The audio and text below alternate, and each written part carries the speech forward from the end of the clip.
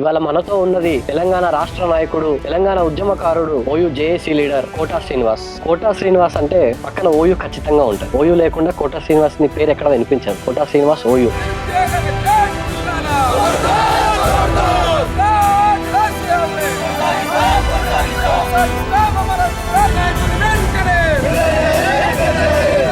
ఆంక్షలు విధిస్తూ ఇలా నిన్నటి మొన్నటిదాకా రాయల తెలంగాణ నాటకం ఆడి ఇలా రాయల తెలంగాణ కాదు తెలంగాణ ప్రకటిస్తున్నామని. మీరు ఓయూకి వచ్చిన తర్వాత మీకేమైనా అవమానాలు ఎదురయ్యాయా? నువ్వేం లీడర్ గా పనికొస్తావు? ఉద్యమం అంటే కేవలం ఆస్తులు కూడబెట్టుకోవడానికి కోసమో లేకపోతే కార్లు బంగ్లాలు సంపాదించుకోవడం కోసం కాదు కదా. పోను నన్ను తీసుకెళ్లి ఎన్కౌంటర్ చేయాలని కూడా తెలంగాణకు వ్యతిరేకంగా మాట్లాడితే దేవుని కూడా వదిలిపెట్టాం. రాష్ట్రం విడిపోవాలని కోరుకోవడం మహాపాపం అంటాడు. మాకు జరుగుతున్న అన్యాయాన్ని నువ్వు ప్రశ్నించావా? మాకు అది జరుగుతున్న అన్యాయం సరైనదేనా? అది తెలంగాణకు ఎవరి అడ్డచ్చినా కూడా వదిలిపెట్టాం. కాంగ్రెస్ అధికారంలోకి వస్తే మంగళసూత్రాలు అమ్మేస్తారు. ఎస్సీ వర్గీకరణ మీద మీ అభిప్రాయం ఏంటి? అన్న, మీ మీద ఎన్ని కేసులు ఉన్నాయి? ఎన్నిసార్లు జైలు పోయి వచ్చారు? ఎన్ని నెలలు జైల్లో ఉన్నారు? తెలంగాణ ఉద్యమంలో నా పైన ఏంటి యూఏపీఏ కేసు అంటే ఏంటి? ఇప్పుడు మీ జీవితం ఎలా ఉంది కాంగ్రెస్ పార్టీలోకి వచ్చిన తర్వాత? వారధిగా ఇప్పుడైతే మేమైతే ఒక పాట పాడండి, తెలంగాణ అమర్లం. జోహారులు. థ్యాంక్ యూ అన్న.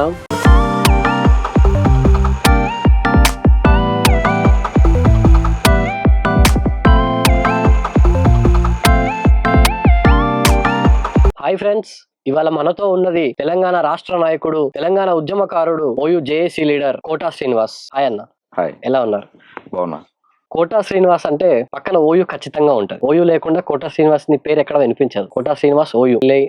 ఇదంతా జరిగే ఒక పరిణామ క్రమం. దీనికంటే ముందు ఏం జరుగుంటుందని మనం తెలుసుకోవాలనుకుంటున్నాము. ఓయూకి రాకముందు మీ జీవితం ఎలా ఉండేది? ఓయూకు రాకముందు నా జీవితం అంటే నాది పెద్దపల్లి. అప్పటి ఉమ్మడి కరీంనగర్ జిల్లా, ప్రస్తుతం పెద్దపల్లి జిల్లాగా ఉంది. పెద్దపల్లి జిల్లా పక్కనే ఆనుకున్నటువంటి అప్పన్నపేట స్వగ్రామం. నా బాల్యం అంతా అక్కడే గడిచింది. అంటే స్కూల్ ఎడ్యుకేషన్ అంతా కూడా నేను గవర్నమెంట్ హై స్కూల్లో జెడ్పీఎస్ఎస్లోనే చదువుకున్నాను నేను అప్పన్నపేట గ్రామంలో. అక్కడ నుంచి వెళ్ళి ఇంటర్మీడియట్ వచ్చేసి సుల్తానాబాద్లో చేశాను. సుల్తానాబాద్లో అప్పుడు అంటే నాకు అక్కడ ఫస్ట్ లిస్ట్లో నాకు సీట్ రావడం జరిగింది ఇంటర్మీడియట్లో. సో అప్పుడు చాలా కాంపిటీషన్ ఉండేది హెచ్ఈసికి సిఈసికి. నేను సిఈసి స్టూడెంట్ని. సో నేను ఖోఖో అప్పటికే నేను రాష్ట్ర స్థాయిలో క్రీడాకారుని కాబట్టి, అంటే అప్పటి వరకు కాబట్టి నాకు స్పోర్ట్స్ కోటాలో ఫస్ట్ లిస్ట్ లో పేరు రావడం జరిగింది. తర్వాత నేను మళ్ళీ ఎడ్యుకేషన్ అంతా కూడా అక్కడ పెద్దపిల్లగా అయిపోయిన తర్వాత అప్పుడు నేను ఉస్మాన్ యూనివర్సిటీకి పీజీ కోసం, అంటే ఉద్యమాలలో పనిచేస్తున్న క్రమంలో తెలంగాణ ఉద్యమంలోకి పూర్తి స్థాయి కార్యకర్తగా ఎంటర్ అయిన తర్వాత 2006లో ఉస్మాన్ యూనివర్సిటీకి రావడం జరిగింది. ఓయికి రాకంటే ముందు కూడా అక్కడ ఉన్నటువంటి స్థానికంగా ఉన్నటువంటి ప్రజా సమస్యలు, అక్కడ ఉన్నటువంటి ప్రజా పోరాటాలలో, అప్పుడు ఉన్నటువంటి మా ప్రాంతంలో నడుస్తున్నటువంటి పోరాటాలలో భాగం కావడం జరిగింది. మీరు ఓయూకి వచ్చిన తర్వాత మీకేమైనా అవమానాలు ఎదురయ్యాయా? నువ్వేం లీడర్ గా పనికొస్తావు అన్నట్టు ఏమైనా ఉన్నాయా సందర్భాలు? అంటే నేను మొదట్లో ఉస్మాన్ యూనివర్సిటీకి 2006లో తెలంగాణ విద్యార్థి సంఘం పుట్టుక తర్వాత అప్పుడు చాలా సార్లు అంటే కరీంనగర్ జిల్లాలో వండుకుంటూ ఇక్కడికి వచ్చి కార్యక్రమాలు చేస్తూ పోయేది. అంటే నేను కరీంనగర్ జిల్లా అధ్యక్షుడిగా కొనసాగిన 2006 నుంచి. సో ఇక్కడికి వచ్చినప్పుడల్లా అది తెలంగాణ వచ్చేది కాదు, పోయేది కాదు, దానికోసం ఎందుకు అట్టిగా మీరు వస్తారు, దెబ్బలు తింటారు, కేసులు అవుతున్నాయి, ఎందుకు తమ్ముళ్ళు మీరు అనే రీతిగా చాలా మంది కొందరు అప్పుడు ఉన్నటువంటి కొద్ది మంది కామెంట్ చేసేవాళ్ళు. ఇక వాళ్ళందరూ ఆశ్చర్యపడే విధంగానే రాష్ట్రాన్ని పోరాడి సాధించి తీసుకొచ్చినాం. ఇక సరే, వాళ్ళు కాలానుక్రమంగా వాళ్ళు కూడా కొద్ది రోజుల తర్వాత ఉద్యమంలో భాగం కావాల్సింది వాళ్ళు మీ ముఖాలు చూసుకుంటూ కూడా అన్న ఏమంటే కానీ ఆ రోజు అని కూడా నేను పలకరించినటువంటి వాళ్ళ పేర్లు వద్దు కానీ ఇప్పుడు అనవసరం కానీ, అంటే వాళ్ళని మళ్ళీ నేను గుర్తు చేసినటువంటి సందర్భం అన్నట్టుగా ఉద్యమంలో. అన్న అవసరం లేదంటే ఇక అన్న ఉద్యమం ఇప్పుడు చూడన్నా తెలంగాణ రాష్ట్రం వస్తాయని ప్రజలందరూ సంతోషంగా ఉన్నారు, అప్పుడు మీరు ఏమన్నారన్నా అని కూడా గుర్తు చేసిన సందర్భాలని.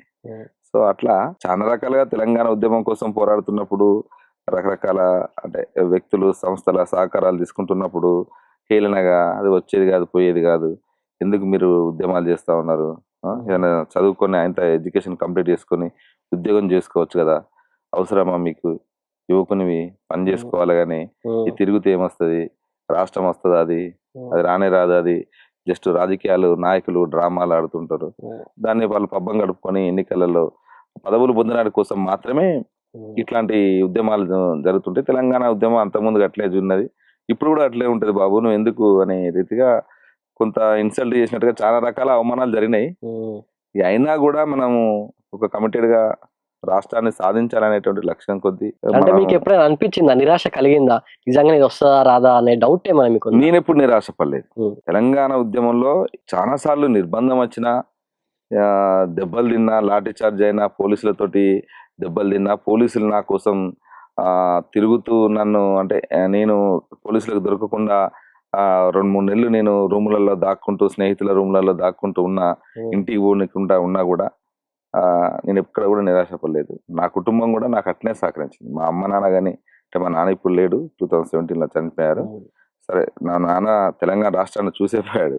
సో మా నాన్న కూడా కాకపోతే కొంత ఆందోళన పడేది, నీకోసం ఊకే పోలీసులు ఇంటికి వచ్చి రకరకాల ప్రశ్నలు వేస్తా ఉన్నారు, ఎట్లా ఉంటాడు నీ కొడుకు, కళ్ళు ఎట్లుంటాయి, పనులు ఎట్లుంటాయి, ఎంటికలు ఎట్లుంటాయి, ఎంత హైట్ ఉంటాడు, ఇట్లాంటి అడగడం కొంత భయం అనిపిస్తున్నది. బిడ్డ ఎందుకు వాళ్ళకి ఇవన్నీ అడుగుతున్నారు, ఇట్లాంటి మీ ఓడికి ఇంకేదేదో ఉంది అని రకరకాల మాట్లాడుతూ ఉన్నారు, బెదిరిస్తూ ఉన్నారు అని అన్నప్పుడు అట్లా కొంత కుటుంబం ఆందోళన పడ్డా కూడా నా కుటుంబం ఎప్పుడు నేను చేసేది మంచి పని, నేను ప్రజల కోసమే పోరాడుతున్నా, ఈ రాష్ట్రం రావాలనే పోరాడుతున్నా, ఈ రాష్ట్రంలో ఉన్నటువంటి సమస్యలు అది జెన్యున్ గా ప్రజలకు ఇబ్బంది అయినప్పుడు, ప్రజలకు నష్టం కలిగే విధంగా ఉన్నటువంటి సమస్యలనే నా కొడుకు ఇన్వాల్వ్ అవుతారు అనేది మా అమ్మ నాన్న ఇద్దరు అనుకునేది. మా నాన్న చదువుకున్నాడు, మా అమ్మ చదువుకోలేదు, కానీ వాళ్ళిద్దరూ నేను చెప్పిన దానికి వాళ్ళు ఏకీభవించేది. సరే బిడ్డ అని జాగ్రత్త, నువ్వు పోయే కాడ ఏది చేసినా అని. నా సహచరి కూడా, తను కూడా అంతే. ఎందుకంటే తను ఇలా అంత అవుట్ రైట్ గా నన్ను ప్రజా ఉద్యమంలో తిరగడానికి ఆ స్పేస్ ఇచ్చింది కాబట్టి నేను ఈ రోజు ఈ స్థాయిలో ఒక ఉద్యమకారుడిగా, ఇప్పుడు ప్రస్తుతం కాంగ్రెస్ పార్టీ నాయకుడిగా ఇలా మీ ముందు, ప్రజల ముందు నిలబడి ఉన్నాను. కాబట్టి కుటుంబం అంతా కూడా నాకు వెన్నుదండుగా ఉన్నది. మా సోదరులు, అక్కలు, చెల్లెళ్ళు, మా బావలు కూడా అందరు కూడా నాకు సపోర్ట్గా ఉన్నారు. అంటే నేను చేస్తున్న కార్యక్రమం ఏంది, ఎవరి ప్రయోజనాల కోసం చేస్తున్నాడు, ఉద్యమం అంటే కేవలం ఆస్తులు కూడబెట్టుకోవడానికి కోసమో, లేకపోతే కార్లు, బంగ్లాలు సంపాదించుకోవడం కోసమో కాదు కదా. ప్రజల సమస్యల్లో ఆ సమస్యలో భాగమై ఆ సమస్య పోరాటం, భూ పోరాటాలు చేసినాం మా ప్రాంతంలో, కూనారంలో. సో అక్కడ ఉన్నటువంటి మెజారిటీ ప్రజలకు భూములు కావాలని మనం పోరాటం చేసినాం.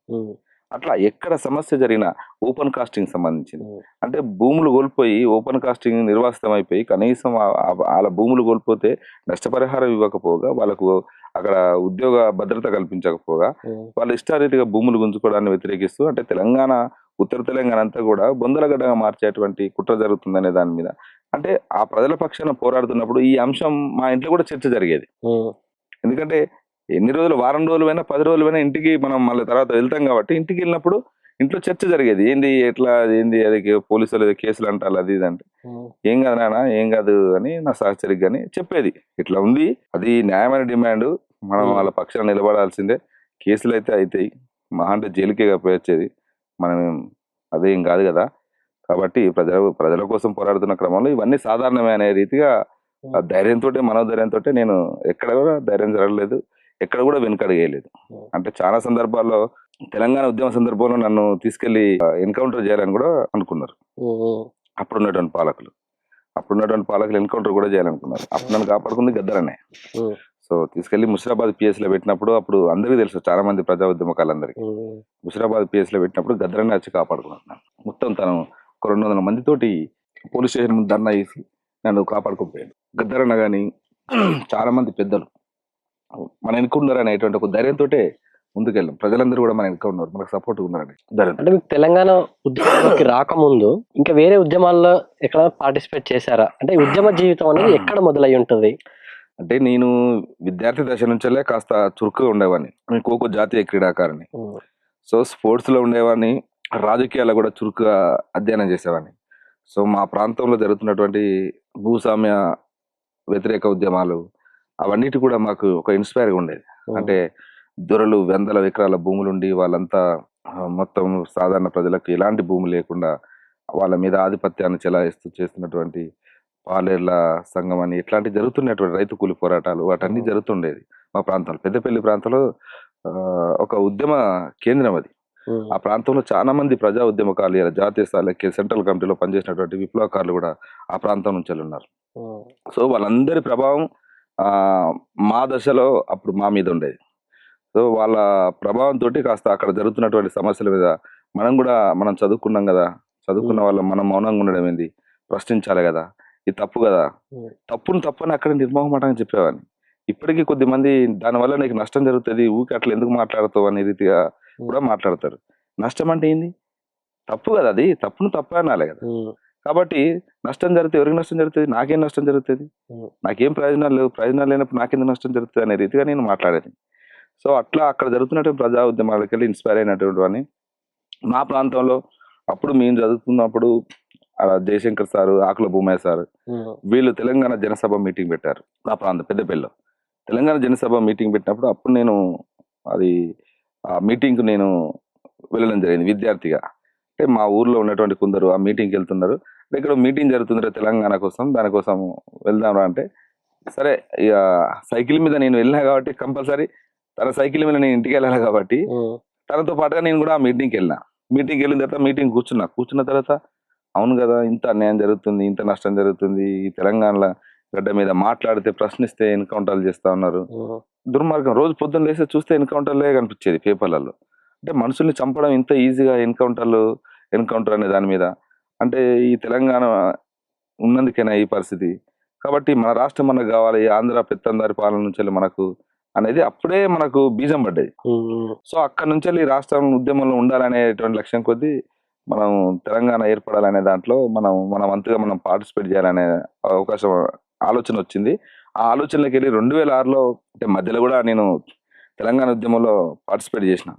2001లో అప్పుడు ఈ అందరూ తెలంగాణ కావాలని ఊర్లలో రకరకాల కార్యక్రమాలు చేస్తున్నప్పుడు, సరే జనరల్ గా మనం తెలంగాణ కోరుకునే ఆకాంక్ష పరులుగానే ఆ తెలంగాణ ఉద్యమంలో పార్టిసిపేట్ చేసినాం. తర్వాత ఏమైంది, అది రాజకీయంగా వాళ్ళు మలుపు తిప్పినప్పుడు రాజకీయంగా మనం రాజకీయ పార్టీలలో ఉండకూడదని బయటకు వచ్చేసినటువంటి పరిస్థితి, రాజకీయ పార్టీలకు ఉండకుండా. ఆ తర్వాత 2006లో తెలంగాణ కోసమే ఒక విద్యార్థి సంఘం ఏర్పాటు జరుగుతుంది, దాని చర్చలో భాగం కావాలి, అది హైదరాబాద్లో జరుగుతుంది, వెళ్ళాలని మనకు కొద్దిమంది పెద్దలు సూచించడంతో వాళ్ళ సూచన మేరకు హైదరాబాద్ ఉస్మానియా యూనివర్సిటీకి రావడం జరిగింది. ఉస్మానియా యూనివర్సిటీలో తెలంగాణ ఎవరి కోసం, ఎందుకోసం, వస్తే ఎలాంటి తెలంగాణ సాధించాలి అనేటువంటి చర్చ కార్యక్రమంలో అప్పుడున్నటువంటి పెద్దలందరూ, గద్దరన్న కానీ, ప్రొఫెసర్స్, మిగతా వాళ్ళందరూ కూడా, అప్పుడు రాజారాం యాదవ్, బెల్లయ్య నాయక్, వీళ్ళందరూ కూడా చాలా మంది ఆ చర్చలో ఉన్నారు. సో ఆ చర్చలకు వెళ్ళే తెలంగాణ విద్యార్థి సంఘం అనేది పురుడు పోసుకుంది. తెలంగాణ విద్యార్థి సంఘం పురుడు పోసుకున్న తర్వాత ఆ సంఘంలో నిర్మాణంలో నేను కూడా కరీంనగర్ జిల్లా బాధ్యుడిగా, ఇన్ఛార్జిగా, మొదటగా నాకు కరీంనగర్ జిల్లా ఇన్ఛార్జిగా అనౌన్స్ చేశారు. సో జిల్లా ఇన్ఛార్జిగా బాధ్యతలు చేపట్టిన తర్వాత ఆ జిల్లాలో ఒక 2 సభలు నిర్వహించిన తర్వాత అప్పుడు నన్ను పూర్తి స్థాయి జిల్లా అధ్యక్షుడిగా ప్రకటించడం జరిగింది. ఆ తర్వాత నా యాక్టివిటీస్ చాలా స్పీడ్గా, వేగవంతంగా ప్రతి ఏరియాలో, జగిత్యాలలో, గోదావరిఖనిలో, ఉస్మానాబాద్లో, హుజురాబాద్లో, కరీంనగర్లో, పెద్దపల్లిలో తెలంగాణ రాష్ట్రం ఎందుకు కావాలి, తెలంగాణ జరుగుతున్న అన్యాయం ఏంది, తెలంగాణను సాధించుకోవడం ద్వారా ఎలాంటి ప్రయోజనాలు ఉంటాయి, ఆ పెట్టుబడిదారులు, ఆంధ్ర పెత్తందారులు ఏ రకంగా మన మీద ఆధిపత్యాన్ని కొనసాగిస్తూ ఉన్నారు, మన ప్రాంతానికి రావాల్సినటువంటి నిధుల్ని కానీ, నియామకాలని కానీ ఏ రకంగా వాళ్ళు దూసుకుపోతా ఉన్నారు అనే దాన్ని విద్యార్థుల దగ్గరికి వెళ్ళి ఎక్కువగా విద్యార్థులను కలిసేది నేను. ఆ సందర్భంలో గద్దరన్న మాకు ఇచ్చిన డైరెక్షన్ ఒకటే, మీరు ఎక్కువ విద్యార్థుల దగ్గరికి వెళ్ళండి, విద్యార్థులను ఎడ్యుకేట్ చేయండి. విద్యార్థి శక్తి చాలా శక్తివంతమైనది, కాబట్టి దాని ముందు ఎవరు నిలబడలేరు. కాబట్టి విద్యార్థి శక్తిని కూడగట్టడానికి కోసం, విద్యార్థులందరినీ ఐక్యం చేయడానికి కోసం మాత్రమే మీరు ఎక్కువ సమయాన్ని కేటాయించండి. మీరు గ్రౌండ్కి వెళ్ళాలి, ఎక్కువ కాలేజీలకు వెళ్ళాలన్నప్పుడు అప్పుడు జూనియర్ కాలేజీలు, డిగ్రీ కాలేజీలు టార్గెట్ గా, సో ఆ కాలేజీలకు వెళ్ళుకుంటూ వాళ్ళందరినీ ఎడ్యుకేట్ చేస్తూ ఉద్యమంలో భాగం చేసుకునేది.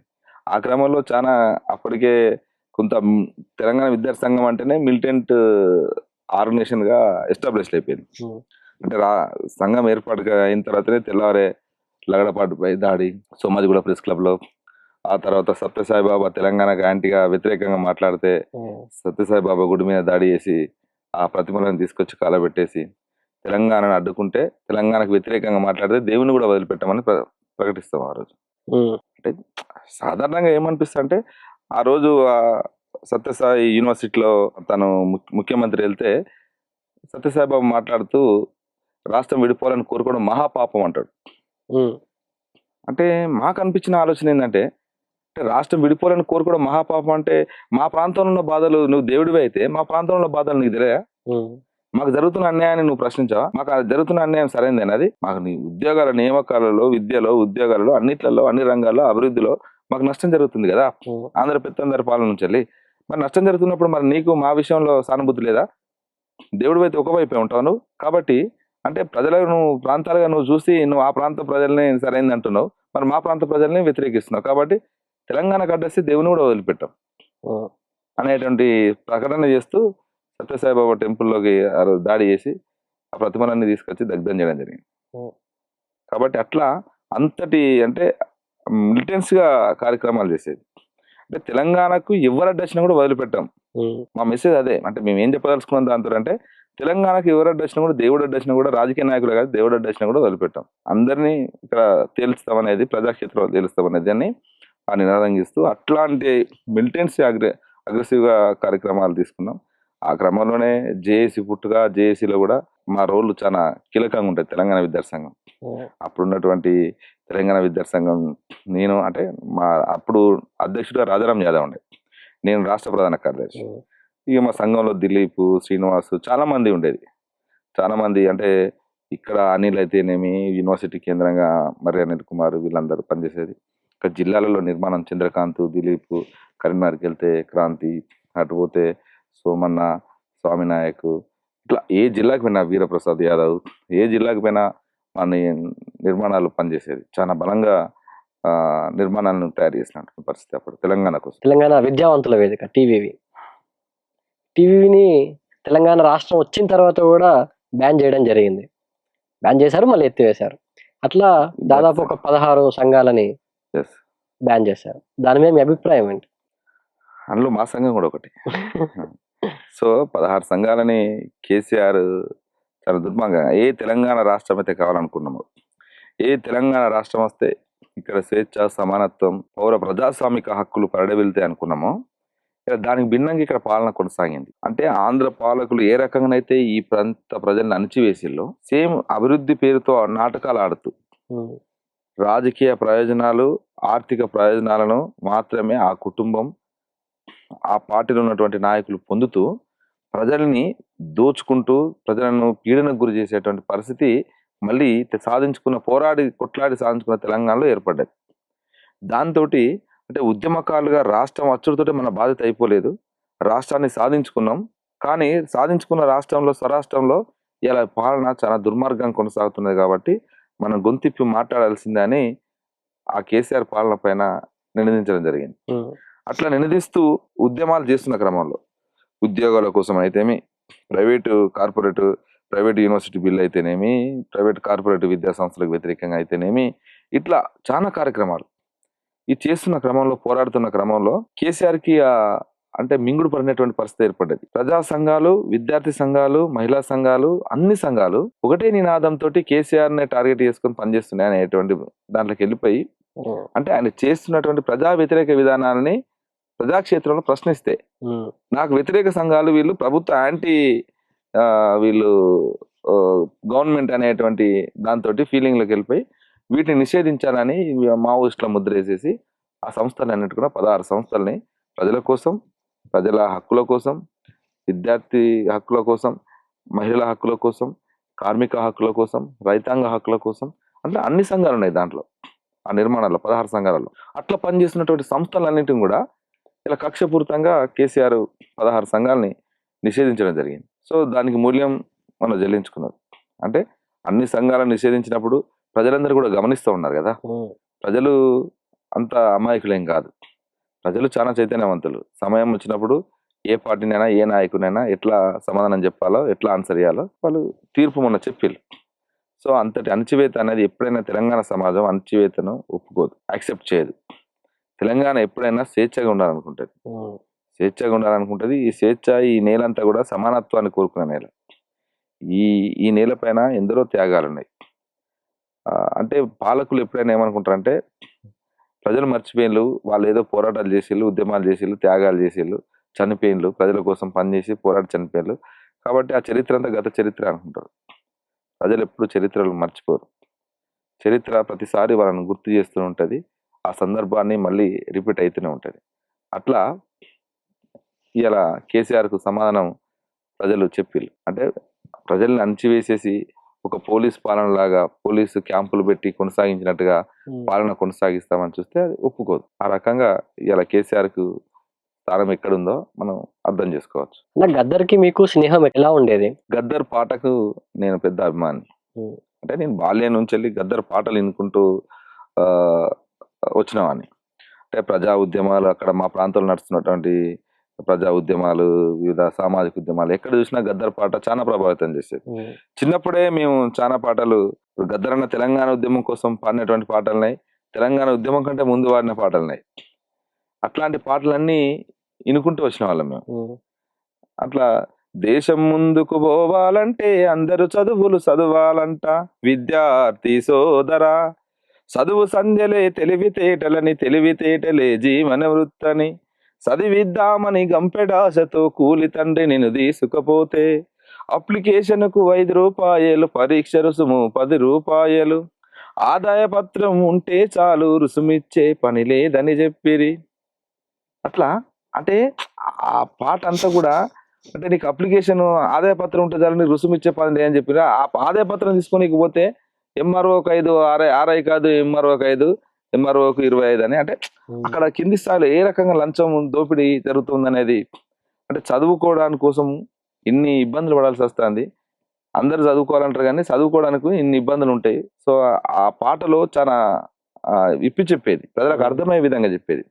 అట్లాంటి పాటలు ఎన్నుకుంటూ వచ్చినాం. తర్వాత తెలంగాణ ఉద్యమంలోకి రాగానే ఇక చాలా పాటలు ఉన్నాయి తెలంగాణ ఉద్యమంలో. అమ్మ తెలంగాణ మా కాంచెలు మొదలుకుంటే, దగా పడ్డ నా తెలంగాణము గుండె చప్పుడినురో మా ఎన్నల్లారా, గుండె చప్పుడినురో మా ఎన్నల్లారా, తెలంగాణములో బడులే లేవు, ఉన్న బడులకు భవంతు లేవు, వానకాలము ఎండకాలము వారము రోజులు సెలవు దినాలే, చెట్ల కింద మా పోరగన్లురా నీడ తిరిగినట్టు తిరుగుతుంటారు, పంతులు వస్తే పోరలు రారు, పోరలు వస్తే పంతులు రారు, పంతులు పోరలు ఇద్దరు వస్తే రాయనీకి మా పంతులు గారికి చాకి పీసు లేదో మా ఎన్నల్లారా. అంటే ఇట్లాంటి పాటలు మమ్మల్ని చాలా ప్రభావితం చేసినాయి. అంటే తెలంగాణలో నిజంగా ఆ స్థితి అప్పుడు ఉన్నది. ఇట్లా ఈ బడులేంది, మన బడులు ఇంత అధ్వానంగా ఉన్నాయి, కురిసేది, నీళ్లు పడేది, పుస్తకాలు దాచిపెట్టుకునేది, ఆ రోజు క్లాసులు ఉండకపోయేది. ఆ చిన్నప్పుడు మన స్కూల్ అంతా వాతావరణం అంతా మన కళ్ళ ముందు కట్టినట్టు కనిపించేది. ఇట్లా గద్దరన్న పాటకు మేము ఆకర్షితులైన వాళ్ళు. అట్లా నేను మొట్టమొదటిసారి గద్దరన్నను పెద్దపల్లిలోనే కలుసుకున్నాను. నేను గద్దరన్నను ప్రత్యక్షంగా గద్దరన్నకు షేక్ హ్యాండ్ ఇచ్చింది నేను పెద్దపల్లి ప్రభుత్వ ఆసుపత్రి ముందు. అప్పుడు కొయ్యూరు ఎన్కౌంటర్ జరిగింది. ఆదిరెడ్డి, శీలం నరేష్, ఎర్రంరెడ్డి సంతోష్ రెడ్డి ఎన్కౌంటర్, వాళ్ళ శవాలని పోస్ట్ మార్టం చేయడానికి పెద్దపల్లి ప్రభుత్వ ఆసుపత్రి తీసుకొచ్చినప్పుడు గద్దరన్న వచ్చింది అనేటువంటి వార్త పెద్దపల్లిలో దావనంలో వ్యాపిస్తుంది. ఒక్కసారిగా సైకిల్ తీసుకొని తొందర సైకిల్ దొక్కుంటే అడిగి పోగానే గద్దరన్న గోసి గొంగడు కట్టి, అంటే అక్కడ ఉన్నటువంటి పోలీస్ అధికారితో గొడవ అవుతుంది, బయటకు వచ్చి నీ సంగతి చూస్తానే వచ్చి గోసి గొంగడు కట్టుకొని అన్న పాట పాడతాడు. అందరు జామ్ అవుతారు రోడ్డు పైన, మొత్తం ట్రాఫిక్ జామ్ అయిపోతుంది. దాంతో అధికారి మళ్ళీ గద్దరన్న రిక్వెస్ట్ చేసి తీసుకొని లోపల తీసుకుని పోయి, అంటే చనిపోయి పోస్ట్ మార్టం కోసం వచ్చినటువంటి శవాలను మమ్మల్ని చూడనీయకుండా నువ్వెట్లా ఆపుతావు, వాళ్ళు మాకు సంబంధించిన వాళ్ళు, ఏం జరిగింది ఏం కథ మమ్మల్ని చూడనివ్వాలి కదా, ఎందుకు చూడనివ్వాలి, ఎందుకు అడ్డుకుంటావు అనేటువంటి ఆవేదనకి వెళ్ళి అన్న గోసి గొంగడు కట్టి పాట పాడతారు. అప్పుడు ఆ పాట కాడ నేను అన్నతోటి అంటే పాటల మీద ఉన్నటువంటి ఇంట్రెస్ట్ తోటి అన్న పాటకు నేను కోరస్ అవుతా. అట్లా గద్దరన్నతోటి పాటతోటి నాకు పరిచయం ఏర్పడ్డది. పరిచయం ముందే పాటకుతోటి పరిచయం ఉన్నప్పటికీ గద్దరన్నతోటి పరిచయం ఆ రోజు మొదలైంది. అట్లా మా పరిచయం మొదలైంది 2006లో తెలంగాణ విద్యార్థి సంఘం పెట్టిన తర్వాత. ఇంకాస్త చనువుగా అన్నతోటి, అంటే అన్న మనల్ని చూడగానే వీడు చురుకుగా ఉన్నాడు, కొంత మీ లోపల ఫైర్ ఉంది అనేది అన్నకు అర్థమైపోయింది. మిలిటెంట్ గా ఉండేది, ఇంత స్మూత్ గా అప్పుడు లేను. సో అట్లాంటి యాక్టివిటీస్ చాలా చేసేది తెలంగాణ కోసమే. అది కూడా ఏదో చేద్దామని కాదని, రాష్ట్రం ఏర్పడాలి, ఈ రాష్ట్రానికి జరుగుతున్నటువంటి, ఈ ప్రజలకు జరుగుతున్నటువంటి అన్యాయాల మీద మన నిరసన అనేది చాలా బలంగా ఉండాలి. ప్రభుత్వానికి, పాలక వర్గానికి కన్ను విప్పు కలిగే విధంగా మన నిరసన ఉండాలనేటువంటిది నేను తెలంగాణ ఉద్యమంలో చాలా సీరియస్ గా మిలిటెన్స్ గా ఫైట్ చేసిన. దాంతోటే నన్ను తీసేయాలనుకున్నారు. దాన్ని గద్దరన్న కాపాడుకున్నాడు. అందుకని గద్దరన్న అంటే కూడా నాకు చాలా అభిమానం. అట్లా మా ఇద్దరి మధ్యన ఒక బాండ్ ఏర్పడ్డది. ఏడికి పోయినా నన్ను సీనియర్ వాడు సీనియర్ అంటాడు, నన్ను పిలుస్తూనే ఉంటాడు. అంటే నేను వచ్చినా నేను ఉన్నా అంటే నేను ఉండాలి ఎంబడి, అన్న ఎంబడి నేనున్నా అంటే కొన్ని పనులు నడుస్తుంటాయి, ఎవరు ఏంటిది ఏం కథ అని నేను చూసుకుంటూ ఉంటాను. సో అట్లా అన్నతోటి నేను సుదీర్ఘ ప్రయాణం ఒక 20 years జరిగింది. గద్దర్ హంతకుడు అని బండి సంజయ్ అంటున్నారు, దాని మీద మీ అభిప్రాయం ఏంటి? గద్దరన్న ఏడ హంతకుడు, ఎక్కడ చేసిండు, ఎవరిని మర్డర్ చేసిండు, ఇవన్నీ అనాలోచితమైనటువంటి మాటలు. ఒక బాధిత గల కేంద్ర సహాయ మంత్రిగా ఉన్నప్పుడు మాటలు మాట్లాడుతున్నప్పుడు కొంచెం విచక్షణ కోల్పోకుండా మాట్లాడాలి. ఇప్పుడు కేంద్ర సహాయ మంత్రి ఉండడం బండి సంజయ్ని అడుగుతున్నా, మరి నువ్వు చూంచగలుగుతావా? నువ్వే నీ దగ్గరనే ఉంటది కదా ఈ దేశంలో ఉన్నటువంటి నేరాలకు సంబంధించిన, నువ్వు కేంద్ర హోంశాఖ సహాయ మంత్రి కదా, మీ దగ్గర ఉంటది కదా చిట్టా అంతా, మరి తేండి, చూపించండి, ఆధారాలు చూపించండి. నేను అడుగుతున్నా ఇయ్యాల ఒక గద్దరన్న శిష్యుని కానీ నేను అడుగుతున్నా, ఆధారాలు చూపించగలుగుతావు బండి సంజయ్? నువ్వు నేరస్తు అనే ఆధారాలు చాలా చూపించగలుగుతావు. నువ్వు ఎవరిని ఎట్లా రెచ్చగొట్టినావు, ఎవరి మీద ఎట్లా దాడులు చేపించినావు, ఏంది అనేది, నువ్వు ఎట్లా మంత్రి అయినావు అనేది కూడా అన్ని చూపించగలుగుతావు మేము. కాబట్టి మీ పార్టీలనే నేరస్తులు, రేపిస్టులకు, అత్యాచారాలు, హత్యలు చేసినటువంటి వాళ్ళకు టికెట్లు ఇచ్చి సన్మానాలు చేసేటువంటి చరిత్ర మీ భారతీయ జనతా పార్టీది. నువ్వు వచ్చి ఒక ప్రజల కోసం సుదీర్ఘంగా పోరాటాలు, ప్రజా ఉద్యమాలు, అనేక సామాజిక ఉద్యమాలు, అనేక దళిత ఉద్యమాలకు ఇలా వెన్నుదన్నుగా ఉండి తన పాట, మాట, తన రచనలన్నిటి కూడా కొనసాగించి సుదీర్ఘ ప్రయాణం చేసినటువంటి ఒక సాహిత్య కళాకారుని, సాంస్కృతిక కళాకారుని దేశమంతా ఆయన గొప్పగా పొగుడుతూ ఉన్నది. ఈ తెలంగాణ నేలైతే గద్దరన్న అంటే తెలియని వాళ్ళు, చిన్న పిల్లల నుంచి మొదలుపెట్టుకుంటే పండు ముసలి వరకు కూడా గద్దరన్న అంటే తెలియని వాళ్ళు. ఒక పెరికేడ్ అనేటువంటి వరంగల్ జిల్లాలో పెరికేడ్ అనేటువంటి గ్రామం ఉంటుంది. ఆ గ్రామానికి అంబేద్కర్ విగ్రహావిష్కరణ కోసం గద్దరన్నని తీసుకుపోతా నేను. అక్కడ ఉన్నటువంటి విద్యార్థి మిత్రులు, టీవీ విద్యార్థి మిత్రులు, అనిలు, ఇంకా మిగతా సోదరులందరూ కూడా అన్నం తీసుకురావాలని నా మీద ప్రెజర్ చేస్తారు.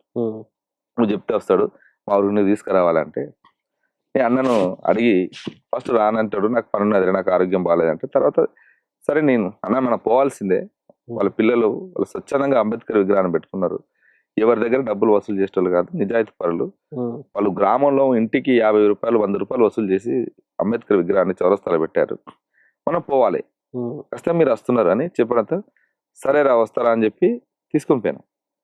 అడిగి పోయిన తర్వాత గద్దరన్న అర్ధగంట సేపే ఉంటా, ఎక్కువసేపు ఉండను, నాకు కొంచెం ఇబ్బందిగా ఉంది, తొందరగా వెళ్ళిపోతా నేను అన్నాడు. సరే అన్నాను. గద్దరన్న అంబేద్కర్ విగ్రహ ఆవిష్కరణ చేసి వేదిక మీదకి వచ్చి తను నేను మాట్లాడి పాట పాడి వెళ్ళిపోతా అంటాడు.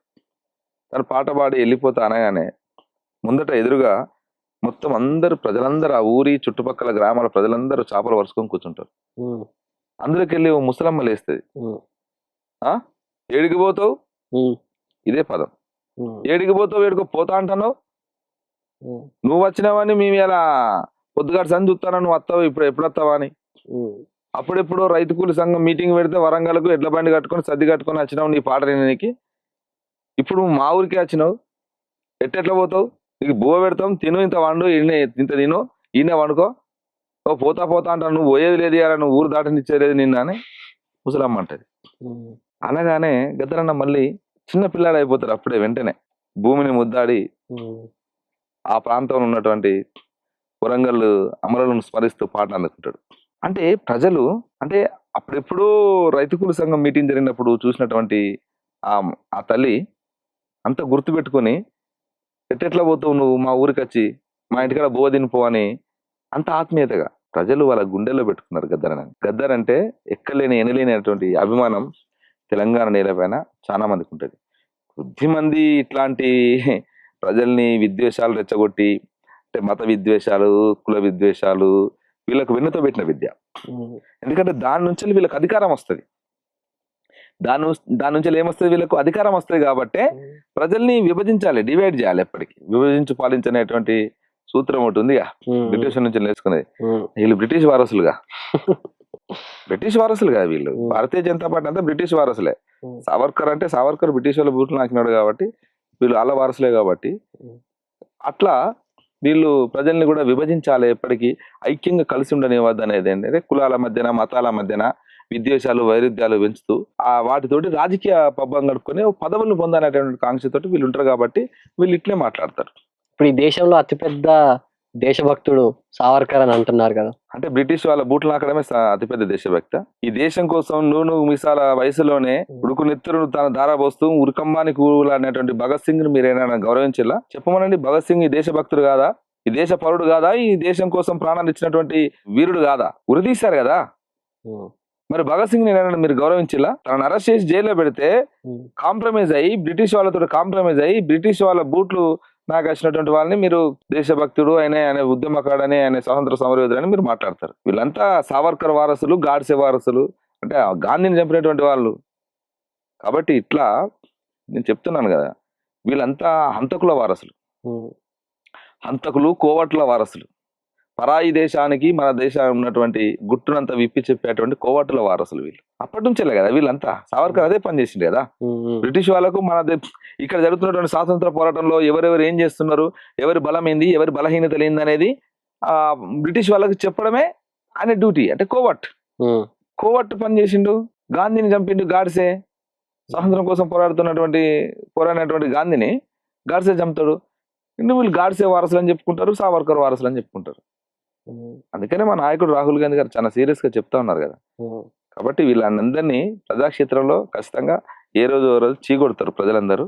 అది అంటే వీళ్ళు కేవలం ఆ విద్వేషపు రాజకీయాల పునాదులుగానే వీళ్ళు దేశాన్ని ఏలాలి, రాజకీయాలు చేయాలి, నాయకులుగా ఎదగాలనేటువంటి దాంతో పనిచేస్తా ఉన్నారు. కాబట్టి ఇది ఎక్కువ కాలం నిలబడదు.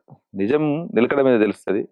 అబద్ధం కొంత తొందరగా ఆకర్షణ చేసినప్పుడు కూడా నిజం నిలకడ మీద ప్రజలకు తెలిసినప్పుడు ఖచ్చితంగా ఆ పార్టీని, ఆ నాయకులందరూ కూడా చీకొడతారు. ఆ రోజులు ముందట్లే ఉన్నాయి, తొందరలోనే ఉన్నాయి. ఎందుకంటే ఇలా దేశంలో జరుగుతుంది అదే కదా. కేవలం దేవుడి పేరు చెప్పి, మతం పేరు చెప్పి అధికారంలోకి వచ్చి ఏం చేసిల్లు మీరు? ఈ దేశానికి ఏం చేసిల్లు? ఇలా కేంద్రంలో బడ్జెట్ ప్రవేశపెట్టిల్లు. బడ్జెట్ లో రాష్ట్రానికి ఏమి ఇచ్చారు? రాష్ట్రానికి ఏమన్నారా ఇవ్వాల్సిన మా రాష్ట్ర ప్రభుత్వం నుంచి పెట్టినటువంటి కనీస ప్రతిపాదన కూడా గౌరవించలేనటువంటి పరిస్థితి. బడ్జెటే కేటాయించలేదు. ఇలా విద్యకు లేదు, ఇలా ఉద్యోగాల నియామకాలు అయితే వాళ్ళు సంవత్సరానికి 2 కోట్ల ఉద్యోగాలు ఇస్తా ఉన్నారు. ఎక్కడన్నా నోటిఫికేషన్లు వాళ్ళ కేంద్ర ప్రభుత్వం ఇచ్చిన నోటిఫికేషన్ ఏమైనా కనబడుతున్నాయా? ఎక్కడన్నా సెంట్రల్ గవర్నమెంట్ లో ఉద్యోగాలు వచ్చినాయని చెప్పుకుంటున్నారా? మనం చూసాం, కాంగ్రెస్ ప్రభుత్వం వచ్చి సంవత్సర కాలంలో 55,000 ఉద్యోగాలు వేసాం. చాలా హ్యాపీగా ఉన్నారు నిరుద్యోగులంతా. చాలా మంది అక్కడ జిల్లాలకు పోతున్న కొద్దీ నమస్తే అన్నా వచ్చి కలుస్తూ, అన్నా నువ్వు యూనివర్సిటీ, నేను యూనివర్సిటీ అన్నా, జాబ్ వచ్చిందన్నా, ఇక్కడే చేస్తున్నా అని. అంటే వాళ్ళు చాలా ఆనందంలో. అంటే అప్పుడు ఉద్యమంలో తెలంగాణ వచ్చిన తర్వాత కూడా కేసీఆర్ మీద ఉద్యోగాల నోటిఫికేషన్ కోసం కొట్లాడినటువంటి వాళ్ళం కదా. కాబట్టి పరిచయం లేకుండా కూడా వచ్చి నన్ను పరిచయం చేసుకొని, అన్న నేను యూనివర్సిటీ అన్న, నేను కూడా పీజీ హాస్టల్లో ఉన్నా, ఈ హాస్టల్లో ఉన్నా అని చెప్పుకుంటూ, ఇప్పుడు జాబ్ వచ్చిందన్నా నేను ఇక్కడే చేస్తున్నా, స్కూల్ అసిస్టెంట్ గా చేస్తున్నా అని చెప్పుకుంటున్నారు. మీ సెంట్రల్ గవర్నమెంట్ జాబ్ వచ్చిందని ఎక్కడన్నా ఎవరైనా చెప్పిలా? ఎప్పుడన్నా నోటిఫికేషన్ వేసిల్లా సరిగా? సంవత్సరానికి 2 కోట్ల ఉద్యోగాలు అన్నారు. 11 ఏళ్ళు అవుతుంది. మరి ఎన్ని కోట్ల మంది ఉద్యోగాలకు ఇవ్వాలి మీరు? అసలు ఉన్న ఉద్యోగాలు కూడా కొడుతున్నారు కదా మీరు. ప్రభుత్వ రంగ సంస్థలు అన్నిటిని నిర్వీర్యం చేసి ప్రైవేటు పెట్టుబడిదారులకు, దోపిడీదారులకు అప్పచెప్తా ఉన్నారు. దేశాన్ని ఆదానంబానికి దోచిపెట్టేటువంటి పనిలో భారతీయ జనతా పార్టీ నిమగ్నమై ఉన్నది. ఇలా సంపదనంతా, అడవినంతా కాల్ చేసి ఆదివాసులంతా నిలగొట్టి, ఆదివాసులంతా చంపేసి, వాళ్ళ రక్తపు టేరులు మొత్తం పారిచ్చేసి, వాళ్ళ కాళ్ళ కింద ఉన్నటువంటి సంపదనంతా కూడా తీసుకెళ్లి ఆదాన్ని కట్టబెట్టేటువంటి, జిందాలు కట్టబెట్టేటువంటి పనిలో ఇలా మోడీ, అమిత్ షా ఉన్నారు. కాబట్టి వీళ్ళంతా దేశాన్ని ఉన్న ఫలంగా దోచుకోవాలి, వీళ్ళు అధికారం ఉన్నప్పుడు ఉన్నదంతా దోచుకోవాలి అనేటువంటి స్థితిలో ఉన్నటువంటి పాలకులు. అది ప్రజలకు అర్థమవుతా ఉన్నది. ఖచ్చితంగా ప్రజల నుంచి తిరుగుబాటు వస్తుంది. కాస్త ఆలస్యం కావచ్చు కానీ తిరుగుబాటు వస్తుంది. తిరుగుబాటు వచ్చినప్పుడు భారతీయ జనతా పార్టీకి ఏ స్థానం ఉండాలో ప్రజల్లో ఆ స్థానమే ఉంటుంది. అన్న, మీరు రాహుల్ గాంధీ ఫ్యాన్ కదా? ఎస్. ఎందుకు ఫ్యాన్ అయ్యారు? మీకు రాహుల్లో బాగా ఇష్టమైనవి ఏంటి? ఎందుకు అంతగా నచ్చాడు మీకు? రాహుల్ ఈ దేశంలో అంటే యువతను రాజకీయాలకు రావాలని ఆహ్వానించినప్పుడు నేను ఆ స్టేట్మెంట్ చూశాను. యువత ఎందుకు రాజకీయాలకు రావాలనేది చాలా స్పష్టంగా తను ఒక మీటింగ్ లో చెప్పడం జరిగింది.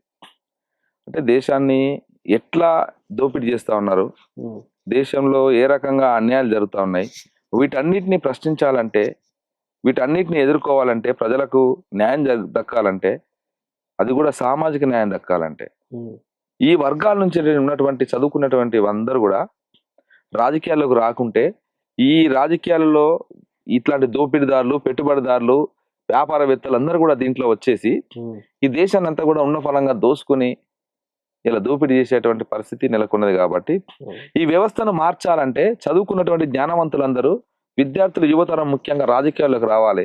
రాజకీయాల్లోకి వచ్చి ఇలా ఈ పాలన మనమే, ఈ దేశాన్ని మనమే ఏలుకోవాలనేటువంటి దాన్ని చాలా బలంగా చెప్తాను. రెండోది, ఈ దేశాన్ని ప్రజల మధ్యన విద్వేష రాజకీయాలతోటి ప్రజలను విభజిస్తూ, ప్రజలను మతం పేరుతోటి, కులం పేరుతోటి ఏ రకంగా అయితే డివిజన్ చేస్తా ఉన్నారో వాళ్ళ పట్ల చాలా స్పష్టమైన వైఖరి రాహుల్ కలిగి ఉన్నాడు. అందుకనే రాహుల్ మాకు ఒక హీరోలా కనబడతాడు. తనంటే అంత అభిమానం. మా నాయకుడిని, ఒక నాయకుడిని ఎందుకు అంత అభిమానిస్తారంటే అతని కమిట్మెంట్, అతను ఏదైతే ఈ దేశంలో ప్రజలను నష్టం చేసేటువంటి, ఈ ప్రజలను పీడనకు గురి చేస్తూ, ప్రజల మీద అణచివేతకు గురి చేస్తూ, ప్రజలను దాడులు చేస్తూ ఉన్నదో ఆ సంస్థని నిషేధించాలని చాలా బలంగా చెప్పినటువంటి నాయకుడు. అంత సూటిగా ఈ దేశంలో ఏ రాజకీయ నాయకుడు మాట్లాడలేదు. కాబట్టి అట్లాంటి నాయకుడు మన కళ్ళ ముందే ఉన్నప్పుడు ఆ నాయకుని వెంట మనం ఎందుకు నడవద్దు? ఆ నాయకుడికి సపోర్ట్ గా మనం ఎందుకు ఉండద్దు? కాబట్టి సరే, నా వెనుక నాకు రాజకీయంగా మా నాన్న లీడర్ కాలే కావచ్చు, జడ్పీటీసీ కాదు కావచ్చు, ఎమ్మెల్యే కాదు కావచ్చు, ఏది కావచ్చు, కానీ తన విజన్ ఒకటి ఉన్నది రాహుల్ గాంధీ. యువతరాన్ని రాజకీయాలకు తీసుకురావాలి, యువతను రాజకీయాలు ఎదిగియాలి, ఈ దేశంలో ఈ విద్వేష రాజకీయాలను అంతం చేసి స్వేచ్ఛ, సమానత్వం, సామాజిక న్యాయాన్ని సాధించుకోవాలని చాలా సూటిగా తన మాట్లాడుతున్న వేదికలను మీరు ఒకసారి అబ్జర్వ్ చేయండి. తను మాట్లాడుతున్న సందేశాన్ని ఒకసారి వినండి. చాలా స్పష్టంగా చెప్తా ఉన్నాడు. చాలా డెమోక్రాటిక్ గా, చాలా డీక్లాసిఫై అయిపోయి కార్మికులను, లారీ క్లీనర్లది, రోడ్డు పక్కన పనిచేసుకునేటువంటి కార్మికులు, వాళ్ళు ఉపాధి పొందేటువంటి ఏదైతే సంచార జీవులు ఉంటారో వాళ్ళది, ప్రతి అన్ని రంగాల దగ్గర ప్రజల దగ్గరికి తను వెళ్తూ వాళ్ళ సమస్యలను తెలుసుకునేటువంటి పనిలో ఉన్నాడు. ఆ క్రమంలోనే ఇవాళ దేశంలో వేల కిలోమీటర్లు భారత్ జోడో యాత్ర ద్వారా, అంటే ప్రజల్ని కలుపుతూ, ప్రజలకు విద్వేషాలతో విడగొడుతున్నటువంటి భారతీయ జనతా పార్టీకి వ్యతిరేకంగా తనకు క్లియర్ స్టాండ్ తీసుకొని ప్రజల్ని కలుపుతూ భారత్ జోడో యాత్ర చేయడం జరిగింది. ఆ జోడో యాత్రలో రాహుల్ గాంధీకి మద్దతుగా మేము యూనివర్సిటీ నుంచి వెళ్ళి, ఉస్మానియా జాక్ నుంచి వెళ్ళి మద్దతుగా వెళ్ళడం జరిగింది. ఆ తర్వాత మేము, అంటే వాస్తవానికి ఆ జోడో యాత్ర చేస్తున్నప్పుడే ఆ స్పిరిట్ నచ్చే మేము రాహుల్ గాంధీ తోటి నడిచి జైన్ కావాలనుకున్నాం. కానీ అప్పుడు రాజకీయ కార్యక్రమం, జైనింగ్ కార్యక్రమం లేదన్నతోటి అక్కడ ఆగిపోయినాం.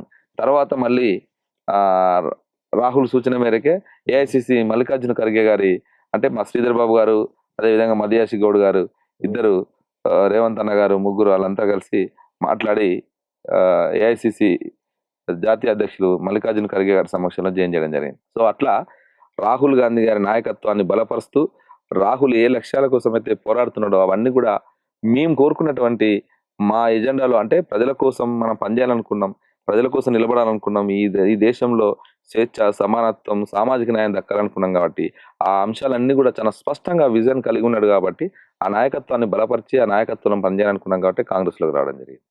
కాంగ్రెస్ అధికారంలోకి వస్తే మంగళసూత్రాలు అమ్మేస్తారు, లాగేసుకుంటారు అని మోడీ, అమిత్ షాలు మాట్లాడే మాటని తీరు గురించి మీరు ఏమంటారు? ఆ భాష పట్ల గానీ మీ అభిప్రాయం ఏంటి? ఈ దేశంలో వాళ్ళు ఒక తీరి చెప్తూ ఉంటారు, మహిళకు ప్రాధాన్యత ఇస్తాం, మహిళలను గౌరవిస్తాం, దేవతలను గౌరవిస్తాం అని చెప్తారు. వాళ్ళు ఉంటే దేవతలకు పూజిస్తూ ఉంటారు కదా. అంటే జనరల్ గా సమాజంలో మహిళలకు మంగళసూత్రం అంటే అత్యంత గొప్ప విలువైనది. దాని తర్వాతనే ఏదైనా. తన శరీరం ఉన్నటువంటి మంగళసూత్రాన్ని ఎవరైనా టచ్ చేస్తే ఆ మహిళ ఎంతటి ప్రతిఘటనకైనా దిగుతుంది. సెంటిమెంటల్ గా వాళ్ళకు ఉన్నటువంటి, వాళ్ళకు ఆ గౌరవం ఉంటుంది దానిపైన, ఆ మంగళసూత్రం పైన.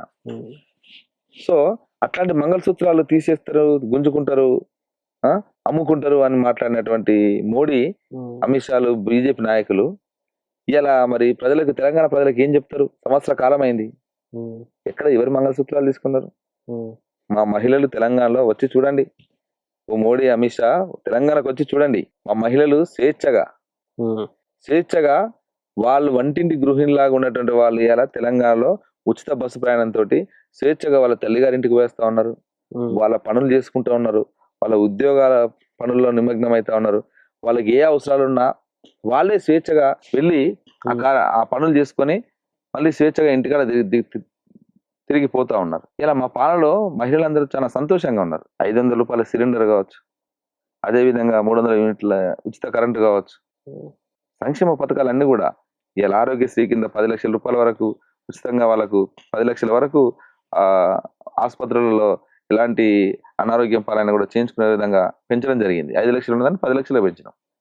సో ఇట్లాంటి అనేక రకమైనటువంటి సంక్షేమ పథకాలని ఇలా మహిళలకు అందిస్తా ఉన్నాం, ప్రజలకు అందిస్తా ఉన్నాం, రైతులకు అందిస్తా ఉన్నాం. ఇలా నిరుద్యోగులు చాలా సంతోషంగా అంటే వాళ్ళందరూ ఉద్యోగాలు సాధించి చాలా హ్యాపీగా ఉన్నారు. ఇంకా నిరుద్యోగులు ఉన్నటువంటి మిగిలినటువంటి విద్యార్థులు కూడా వాళ్ళు ఖచ్చితంగా ఒక ధైర్యంతో కొద్దున్నారు. ఎందుకంటే కాంగ్రెస్ ప్రజా ప్రభుత్వం ఏర్పడిన తర్వాత సంవత్సర కాలంలో చాలా స్పష్టంగా ఒక నోటిఫికేషన్ కి మధ్యన గ్యాప్ లేకుండా అన్నిటినీ ఇస్తూ ఒక అంటే పారదర్శకంగా ఆ పరీక్షను నిర్వహించేసి ఇలా ఉద్యోగాలు నియామక పత్రాలు అందించేంత వరకు కూడా పారదర్శకంగా వ్యవహరించింది. కాబట్టి ఇలా విద్యార్థి సమాజం అందరికి కూడా కాంగ్రెస్ ప్రజా ప్రభుత్వం పైన పూర్తి విశ్వాసం పెరిగింది. ఎందుకంటే 10 ఏళ్ల పాలన చూసి ఏ పరీక్ష పత్రం చూసినా చివరాఖరికి ఇంటర్మీడియట్ ఎగ్జామ్స్ కూడా పేపర్ లీక్ అయినటువంటి పరిస్థితి మన తెలంగాణలో ఉన్న పరిస్థితి. అట్లాంటి స్థితి నుంచి వెళ్ళి ఇలా సంవత్సర కాలంలో ఒక పారదర్శకతను పాటిస్తూ ఉద్యోగాలు అందరూ వచ్చి నియామక పత్రాలు తీసుకుంటూ పిల్లలంతా హ్యాపీగా ఉద్యోగ బాధ్యతలలో వాళ్ళు నియామక పత్రాలు తీసుకొని పోయి జాయినింగ్ రిపోర్ట్లు ఇస్తుంటే ఎంత హ్యాపీగా ఉంటుంది వాళ్ళకు. సో మిగతా వాళ్ళ చుట్టూ ఉన్నటువంటి సమాజానికి విద్యార్థులు కూడా విశ్వాసం నమ్మకం పెరిగింది. కష్టంగా నోటిఫికేషన్లు ఇస్తూనే ఉన్నది. ఇప్పటికి ఇచ్చింది చాలా మళ్ళీ. సో ఇంకా వచ్చే నోటిఫికేషన్ కూడా ఉంది. ఇంకా టీచర్ ఉద్యోగాలు ఖాళీ ఉన్నటువంటి వాటి అన్నిటి కూడా పరిశీలన జరుగుతూ ఉన్నది. ఇంకా మిగతా రంగాలలో మిగతా డిపార్ట్మెంట్లలో ఉన్నటువంటి ఖాళీలను కూడా వాటి అన్నిటి కూడా తీస్తూ ఉన్నారు. సో ఎలక్షన్ నోటిఫికేషన్ ఇప్పుడు ఒకటి ఉంది కాబట్టి దాని ఎలక్షన్ కోడ్ ఉంది కాబట్టి ఇంకా మిగతా వచ్చే నోటిఫికేషన్లు అయిపోయినాయి. కానీ ఈ ఎలక్షన్ కోడ్ అయిపోగానే ఖచ్చితంగా ఆ నోటిఫికేషన్లు కూడా వస్తాయి. సో కాంగ్రెస్ ఎప్పుడైనా ప్రజా సంక్షేమము అభివృద్ధి మీదనే ఫోకస్ చేస్తుంది.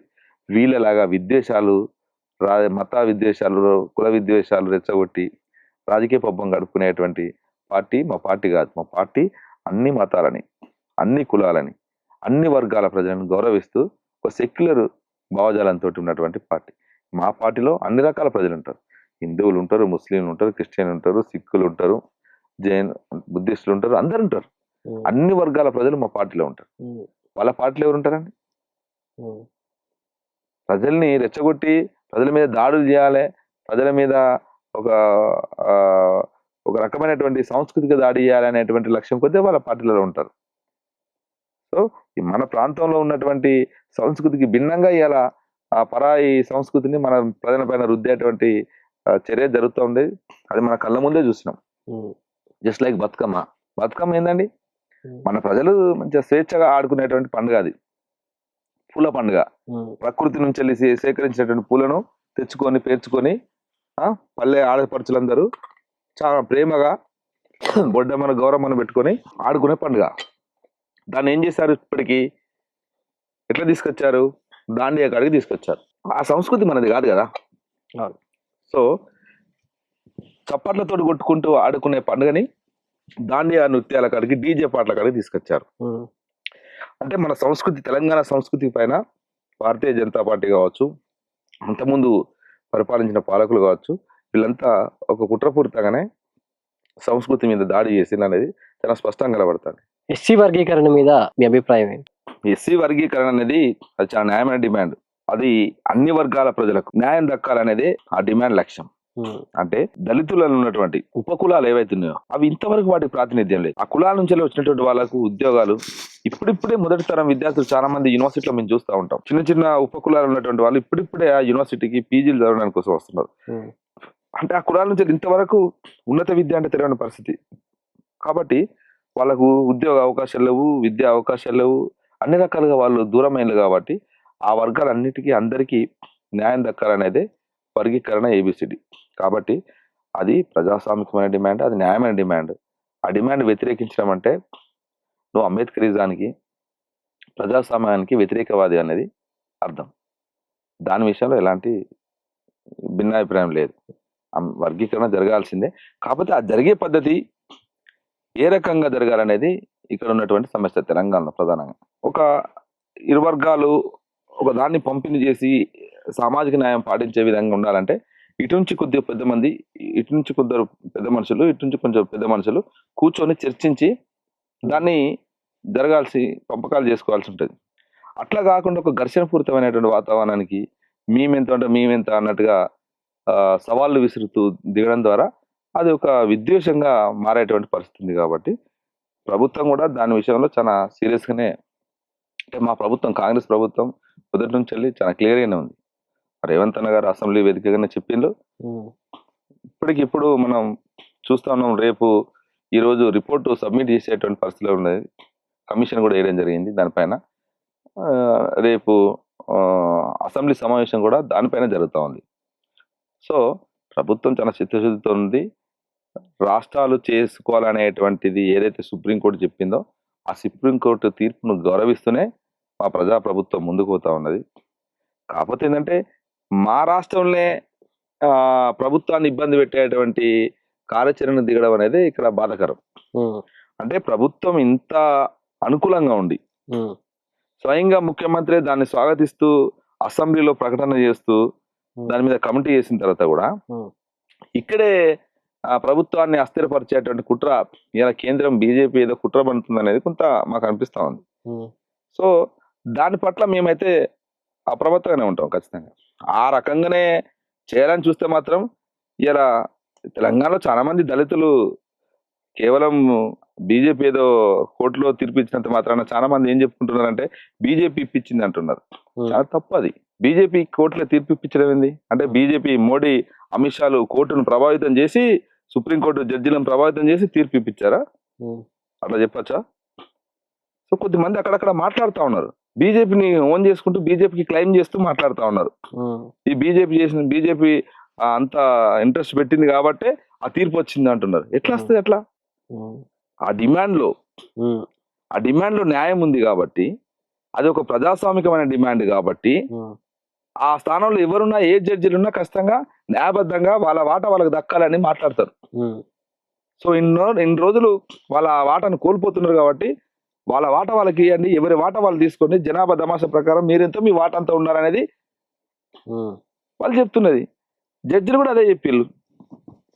దానికి మోడీ చాలా ఇంట్రెస్ట్ పెట్టి మోడీ చొరవతోటే ఆ ప్రకటన వచ్చిందని చెప్పడం ఏదైతుందో మూర్ఖం అది. దానివల్ల ఏమవుతుంది? సుప్రీంకోర్టు ఉన్నటువంటి అది పడిపోతుంది. ఎందుకంటే అంటే కోర్టు కూడా ప్రభావితానికి లోనైంది అనేది మీరు ఇచ్చే మెసేజా? చాలా మంది కొద్దిమంది మీడియా ముందు చర్చా వేదికల్లో అక్కడక్కడ మాట్లాడుతూ ఉన్నారు. అట్లాంటి తప్పుడు మాటలు మాట్లాడద్దు. అది న్యాయమైన డిమాండ్ కాబట్టి సుప్రీంకోర్టు కూడా ఇలా 7 సభ్యులతో కూడినటువంటి బెంచ్ ఇలా తీర్పు వచ్చింది. అది ఎక్కడికి పోయినా కూడా, రేపు ఇంటర్నేషనల్ కోర్టుకు పోయినా కూడా అది న్యాయమైన డిమాండ్ కాబట్టి తీర్పు అనుకూలంగానే ఉంటుంది. వర్గీకరణ చేయాలనే వస్తుంది. కాబట్టి దాంట్లో అంటే ఈ రాష్ట్రంలో మన రాష్ట్రంలో ఉన్నటువంటి కాంగ్రెస్ పార్టీని అస్థిరపరిచేటువంటి ఎత్తుగడలు కూడా జరుగుతూ ఉన్నాయి. అట్లాంటి వాటిలో ఇక్కడ ఉన్నటువంటి మాదిగ సోదరులు చాలా మంది కాంగ్రెస్ పార్టీలో కీలకమైనటువంటి పదవులలో ఉన్నారు. ఇలా మా సంపద అయితేనేమే, దామోదర్ అనేసి మన మంత్రిగా ఉన్నారు. చాలా మంది కీలకంగా కాంగ్రెస్ పార్టీలో పెద్ద గొప్ప పొజిషన్ లో ఉన్నటువంటి వాళ్ళు ఉన్నారు. సో కాబట్టి ఎట్టి పరిస్థితిలో అట్లా జరిగితే ఉపేక్షించలేదు. అన్న మీ మీద ఎన్ని కేసులు ఉన్నాయి? ఎన్నిసార్లు జైలు పోయి వచ్చారు? ఎన్ని నెలలు జైల్లో ఉన్నారు? అంటే నేను తెలంగాణ ఉద్యమంలో నా పైన 136 కేసులు. 136 136 కేసెస్. తెలంగాణ ఉద్యమంలో నేను 4 సార్లు జైలుకి పోయాను. ఒక్కసారి జైలు రాకపోయి బయటకు వచ్చాను. అంటే బెయిల్ అక్కడ పోయేసరికి నా వెనకాల మన వాళ్ళు తీసుకొని వచ్చారు కాబట్టి బయటకు ఆనచెల్ల వచ్చేసాను వెనుక. సో అట్లా 5 సార్లు జైలు, అంటే 4 సార్లు జైలు జీతం. తెలంగాణ సాధించుకున్న తర్వాత 2 సార్లు జైలుకి వెళ్ళాను. తెలంగాణ వచ్చిన తర్వాత ఎందుకు వెళ్ళాల్సి వచ్చింది? అంటే స్వరాష్ట్రంలో ఇందాక చెప్పాను కదా, కేసీఆర్ వైఖరిని, కేసీఆర్ ఏదైతే విద్యార్థి ప్రజా వ్యతిరేక వైఖరిని ప్రదర్శిస్తున్నాడో దానికి వ్యతిరేకంగా ప్రజల పక్షాన, విద్యార్థి పక్షాన నిలబడి మాట్లాడినందుకే ఇలా రకరకాల సంస్థలతో, అంటే విప్లవ సంస్థలతో, మావోయిస్టు పార్టీతో అనుబంధంగా పనిచేస్తున్నాడు అనేటువంటి నేపం మోపి నా పైన అస్ఫాబాద్ లో కేసు నమోదు చేపించి 2018లో నన్ను అరెస్ట్ చేసి అస్ఫాబాద్ జైల్లో 4 నెలలు నిర్బంధించారు. యూఏపీ అనేటువంటి కేసును కూడా నా పైన ఆర్మ్స్ యాక్ట్ అనే కేసును కూడా నమోదు చేశారు. ఏంటి యూఏపీఏ కేసు అంటే ఏంటి? అది మీ దాకా ఎందుకు వచ్చింది అసలు? యూఏపీఏ కేసు అంటే అన్లాఫుల్ యాక్టివిటీస్ ప్రివెన్షన్ యాక్ట్. అది సో అన్లాఫుల్ యాక్టివిటీస్ అనేది చట్టం తీసుకొచ్చిన ఉద్దేశం వేరు, వీళ్ళు వాడుతున్న ఉద్దేశం వేరు. ఈ దేశంలో ఉంటూ పరాయి దేశస్తులకు, లేకపోతే ఈ దేశాన్ని విచ్ఛిన్నం చేసేటువంటి పని, ఈ దేశానికి నష్టం చేసేటువంటి పని, ఈ దేశ అంతర్గత వ్యవస్థకు భద్రత ముప్పు వాటిల్లే విధంగా ఉంటే మాత్రమే ఆ చట్టాన్ని ఉపయోగించాలి. కానీ మేమేం అవి చేయట్లేదే. అవన్నీ చేసింది ఎవరు? కేసీఆర్. ఈ దేశాన్ని ఆర్థికంగా అన్ని రకాలుగా వ్యవస్థీకృతంగా దోసుకున్నది వాళ్ళు, పాలన ఉన్న వాళ్ళు. వాళ్ళు చేస్తున్నటువంటి దోపిడీని, అన్యాయాన్ని ప్రశ్నిస్తేనే మీరు చేస్తున్నది తప్పు, ప్రజలకు మీరు చేస్తానని ఇచ్చిన హామీలు మర్చిపోయినలు, ఉద్యమ సమయంలో ఉన్నటువంటి డిమాండ్లను మర్చిపోయినని కేసీఆర్ గుర్తు చేస్తూ ప్రశ్నించడమే నేరం అయిపోయింది. అంటే పాలక వర్గానికి వ్యతిరేకంగా ప్రశ్నను ముందర పెట్టినందుకు ప్రశ్నించినందుకే యూఏపీఏ కేసు పెట్టారు. ప్రశ్నించినందుకే యూఏపీఏ కేసు పెట్టాల్సిన అవసరం లేదు. ఈ దేశ అంతర్గత భద్రతకు ముప్పు వాటిల్లితే వాటిని వాడాల్సినటువంటి చట్టాలని ఇవాళ ప్రజా ఉద్యమకారుల మీద, ప్రజల కోసం పనిచేసినటువంటి సంస్థల పైన ఈ కేసును నమోదు చేసి మాలాంటి వాళ్ళందరినీ జైల్లో పెట్టారు. అట్లా అశ్వాబాద్ జైల్లో 4 నెలలు నన్ను నిర్బంధించారు 2018లో. ఆ తర్వాత బయటకు వచ్చిన తర్వాత వీడు ఆగిపోతాడు అనేటువంటి దాంట్లో ఉన్నారు వాళ్ళు. కానీ నేను ఆగలేదు. మళ్ళీ ప్రజల కోసం పనిచేయడమే, ప్రజాక్షేత్రంలో నిలబడమే, విద్యార్థి క్షేత్రంలో నిలబడమే. నేను ప్రతి కార్యక్రమంలో మళ్ళీ అంతే స్పీడ్గా మళ్ళీ పనిచేశాను. దాంతో మళ్ళీ 2021లో మళ్ళొక్కసారి మళ్ళీ అరెస్ట్ చేసి అప్పుడు మళ్ళీ 8 కేసులు పెట్టారు. 8 యూఏపీఏ కేసులు, 9 యూఏపీఏ కేసులు. ఈ రాష్ట్రంలో అత్యధిక యూఏపీఏ కేసులు ఉన్నటువంటి ఉస్మానియా విద్యార్థి నాయకులలో నేను ఉంటాను మొదటగా. నా తర్వాత సోదరుడు బద్రి కూడా ఉంటాడు. అంటే ఉస్మానియా యూనివర్సిటీ ఉద్యమ కేంద్రంగా పనిచేసినటువంటి సోదరులలో నేను, నా తర్వాత బద్రి కూడా ఉంటాను. నా మీద అధికంగా ఒక 2 కేసులు ఎక్కువ ఉంటాయి. 9 కేసులు యూఏపీఏ కేసులు ఉంటాయి నా మీద. మళ్ళీ 7 నెలలు చెల్లపల్లి జైల్లో పెట్టారు. అంటే ఈ రకంగా ప్రశ్నించినందుకు, పాలక వర్గాలు చేసినటువంటి తప్పిదాలను, వాళ్ళు చేస్తున్న దుర్మార్గాలని, అన్యాయాలని ప్రశ్నించినందుకే యూఏపీఏ కేసులు పెట్టి మమ్మల్ని నెలల తరబడి జైలు నిర్బంధించినటువంటి దుర్మార్గ పాలన. కేసులన్నీ కొట్టేశారా? ఇంకేమైనా కేసులు మిగిలి ఉన్నాయి? లేదు. కేసీఆర్ ఉద్యమ సమయంలో ఉన్నటువంటి కేసుల్ని నా పైన 4 కేసులు తిరగదోడాడు.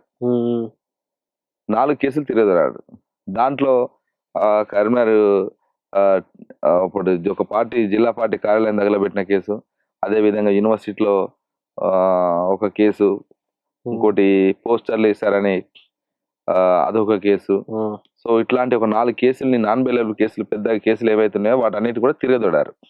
సో ఆ కేసుల్ని మాత్రమే రీసెంట్లీ ఒక 3 కేసులు కొట్టివేయడం జరిగింది. ఇంకో కేసు వాయిదాకి వెళ్తూనే ఉన్నాను, నాంపల్లి కోర్టుకు నేను రెగ్యులర్ వాయిదాకి పోతూనే ఉన్నాను. సో యూఏపీఏ కేసులు అయితే కేసీఆర్ ప్రభుత్వం పెట్టిన యూఏపీఏ కేసులు అవి అట్లనే ఉన్నాయి. వీటికి ఇంకా కోర్టుల చుట్టూ తిరుగుతూనే ఉన్నాను. అవి మొత్తం 9 కేసులు ఉన్నాయి. 9 కేసులు డిఫరెంట్ ప్లేసెస్. ఒకటి ఆదిలాబాద్లో ఉంటుంది, ఒకటి మహబూబ్ నగర్లో ఉంటుంది, ఒకటి ఖమ్మం కొత్తగూడెంలో ఉంటుంది, ఒకటి ఖమ్మంలో ఉంటుంది, ఒకటి వరంగల్లో ఉంటుంది, ఒకటి తాడ్వాయి, ఇట్లా ఒకటి ఎల్బీ నగర్, ఇట్లాంటి డిఫరెంట్ ప్లేస్లలో కేసులు పెట్టి, అంటే వేధించాలే, ప్రజల కోసం పనిచేస్తున్నారు కాబట్టి ప్రజలకు అందుబాటులో లేకుండా కోర్టుల చుట్టూ తిరగడానికి కాలం గడిచిపోవాలనేటువంటి రీతిగా మనిషిని ఆ ఉద్యమాలకు దూరం చేయాలనేటువంటి లక్ష్యం కొద్దీ ఇట్లాంటి కేసులు పెట్టి, ఫాల్స్ కేసెస్ పెట్టి, తప్పుడు ఆరోపణలతోటి, ఎలాంటి ఆధారాలు లేకుండా నిరాధారమైనటువంటి ఆధారాలతోటి ఇలా నా పైన కేసులు పెట్టి నన్ను వేధించారు. అయినా కూడా ఎక్కడ బెండ్ కాలే.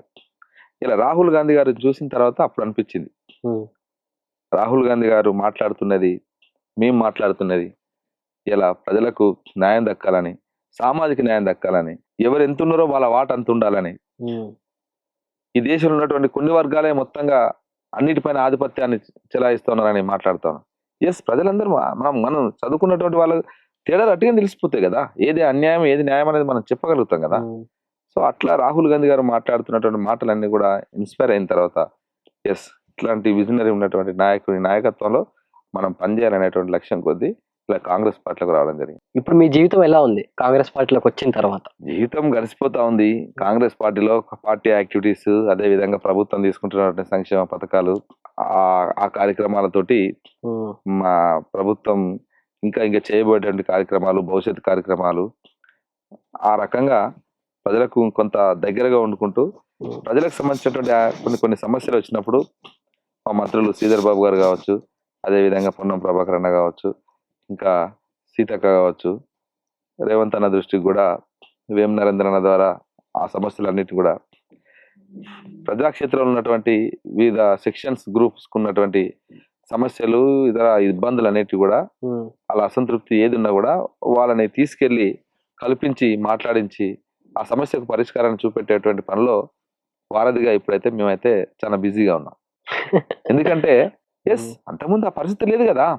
ఒక సమస్య విద్యార్థి రంగంలో ఆ సమస్య ఉంది, లేకపోతే నిరుద్యోగ రంగంలో సమస్య ఉంది, లేకపోతే ఎంప్లాయీస్ లేకపోతే కార్మిక రంగంలో సమస్య ఉందంటే కనీసం వాళ్ళు ఎవరు పట్టించుకునేటువంటి పరిస్థితి ఉంటుంది. ఇలా మేము అట్లా కాకుండా, ఎందుకంటే ఆ సమస్యలన్నింటినీ అడ్రస్ చేస్తూ పోరాటాలు చేసినటువంటి నాయకత్వంలోకి వెళ్ళి ప్రజా ఉద్యమానికి వెళ్ళి వచ్చినాం కదా. సో ఆ అనుభవంలోకి వెళ్ళి మనం ఏం చేయాలి ఇక్కడ ఈ పార్టీలో అంటే పార్టీ నిర్మాణము, పార్టీ సంస్థాగత నిర్మాణాలు చేస్తూనే, పార్టీ కోసం పనిచేస్తూనే, పార్టీ చేస్తున్నటువంటి అభివృద్ధి కార్యక్రమాలని ప్రజలకు వివరిస్తూనే, మనం చేయబోయేటువంటి ఏం చేయబోతామో ఏం చేస్తున్నామో చెబుతూనే, ఇట్లాంటి అసంతృప్తి ఉన్నటువంటి సమస్యలు ఉన్నటువంటి వాళ్ళందరినీ ఫైండ్ అవుట్ చేసి వాళ్ళను సంబంధిత మంత్రి దగ్గరికి తీసుకెళ్లి మాట్లాడిచ్చేసి వాళ్ళ సమస్యకు పరిష్కారాన్ని, లేదంటే ఆ సమస్య ఎట్లా జటిలమైంది, ఎందుకు ఆ సమస్యకు కాలేకపోతుంది అనేటువంటి దాన్ని పరిష్కారాన్ని చూపెట్టేటువంటి మార్గంలో మనం ఉండాలి కదా. అప్పుడే కదా నాయకులం. కాబట్టి ఆ రకంగా అట్లాంటి కార్యక్రమాల్లో నిరంతరం రోజు పొద్దున్న నుంచి సాయంత్రం వరకు ఎంగేజ్ అయి ఉన్నాం. ఒక పాట పాడండి తెలంగాణ అమరులు. తెలంగాణ అమరులు అంటే తెలంగాణ ఉద్యమంలో ఎక్కువ పాడేటువంటి పాట జోహార్లు, అమరులను స్మరిస్తూ జోహార్లు పాడుకునేది. జోహారులు జోహారులు అమరులకు జోహార్, వీరులకు జోహార్, అమరులకు జోహార్, వీరులకు జోహార్. మా ఊరి రేవుల్లా మట్టి పొత్తిల్లల్లా, మట్టి పొత్తిల్లల్లా తోవా పువ్వుల తీరు అమరులుంటారు, అమరులుంటారు. తోవా పువ్వుల తీరు అమరులుంటారు. జోహారులు జోహారులు అమరులకు జోహార్, వీరులకు జోహార్. బువ్వా కొల్లాగొట్టి భూమాతను చెరబట్టి నాగలి దున్నే కార్తె నాన్న రైతుల్ని, నాట్లేసే తల్లుల్ని వారి మీద చెరబట్టిన నైజమోని గుండెల్లో నిదురించిన అమరులకు జోహారులు జోహారులు, అమరులకు జోహార్, వీరులకు జోహార్, అమరులకు జోహార్, వీరులకు జోహార్. ఇట్లా తెలంగాణ ఉద్యమంలో అమరులను స్మరిస్తూ ఈ పాట నేను ఎక్కువ వాడేది ప్రతి సందర్భంలో. థ్యాంక్ యూ అన్న. ఈరోజు మనం చాలా విషయాలు మాట్లాడుకున్నాం. మీరు మళ్ళీ మా స్టూడియోకి రావాలి. తప్పకుండా. మళ్ళీ ఇంకా చాలా విషయాలు ఉన్నాయి మాట్లాడాల్సినవి. తప్పకుండా. Thank you.